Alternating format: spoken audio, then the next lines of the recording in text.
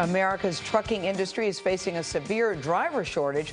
One estimate says about 48,000 drivers are needed to move 70% of the nation's goods. So companies are aggressively recruiting retirees.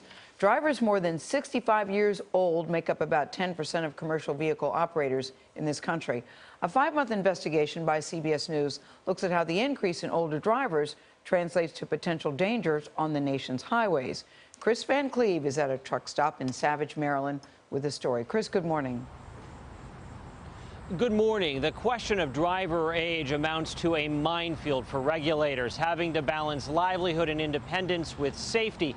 But as the population ages, people work longer than ever, and the trucking shortage grows. The industry is changing, and with it, the rules of the road may need to change as well. They're going to come here, and they're going to see me do something real positive in life.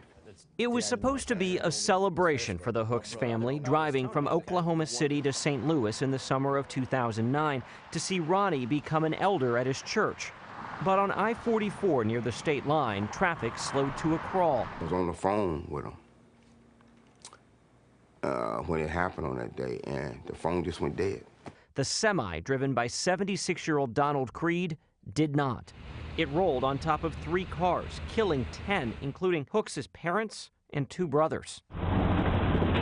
Just this summer in Newark, New Jersey, a bus was T-boned by another New Jersey Transit bus driven by a 70-year-old.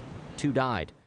Days later, a truck hauling stones driven by a 74-year-old slammed into traffic in a construction zone in Binghamton, New York. 10 were hurt. A CBS News analysis of crash data reveals a 19% increase in accidents involving commercial truck and bus drivers in their 70s, 80s, and even 90s in just the last 3 years. From 2013 to 2015, there were more than 6,500 accidents involving older drivers in 12 states alone. Oklahoma Highway Patrol Lieutenant James Loftus investigated the collision that tore apart the Hooks family. Do you think his age played into that at all? I do. As the head of the Accident Investigation Unit, he's noticed an increasing number of crashes involving older commercial drivers. The industry's looking for truck drivers. There's a shortage in truck drivers, so they're not going to self-regulate. The only way that could be done is on the federal level. Rose McMurray was a senior executive at NHTSA, the National Highway Traffic Safety Administration, in the 90s. That's when the agency, recognizing reaction time and stamina become compromised with age, considered implementing regular skills tests for older commercial drivers. It clearly can result in a lot of political backlash. So state governments have grappled with this, federal government has grappled with this, because the age discrimination laws really intervene. The initiative was shelved. Because of the labor shortage and the lack of age restrictions, trucking schools are now actively recruiting seniors, promising good benefits and money to supplement retirement. Now, is there an age limit or anything on this? There's not. We hired a 70-year-old former Texas state trooper, and with a hidden camera rolling, sent him to Roadmaster, a school recruiting retirees. Trucking is just, it's a different kind of industry and environment. They like women any age, men of any age, as long as you are physically able to get behind that wheel and drive that truck. We had 2 ladies. They were probably in their 80s. The company defended its policy. Dusty Kashard is the director of their Pennsylvania school.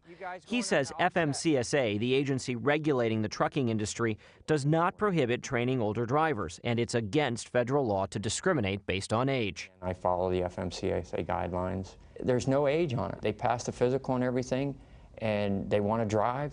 FMCSA Deputy Administrator Daphne Jefferson acknowledges the increase in older commercial drivers.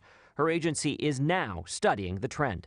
We're not quite at the point yet where we're ready to say one way or the other if there needs to be a change in the driver rules for, say, drivers over 65.